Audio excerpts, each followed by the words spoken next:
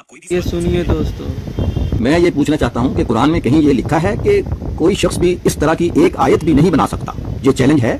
जी हाँ, बिल्कुल सही। कुरान में कई जगहों पर इस बात का उल्लेख मिलता है कि कुरान अल्लाह की एक अनूठी और अद्वितीय किताब है जिसे सिर्फ अल्लाह ही बना सकता था। इसीलिए कुरान में एक चुनौती भी दी गई है कि कोई भी इंसान कुरान जैसी एक सूरा या आयत भी नहीं बना सकता। क्यों ये चुनौती दी गई?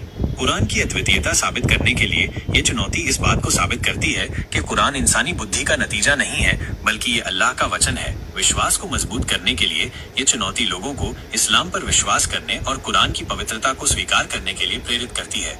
अल्लाह की शक्ति का प्रदर्शन करने के लिए ये चुनौती अल्लाह की असीम शक्ति और ज्ञान को दर्शाती है। कुरान में कहाँ मिलती है ये चुनौती?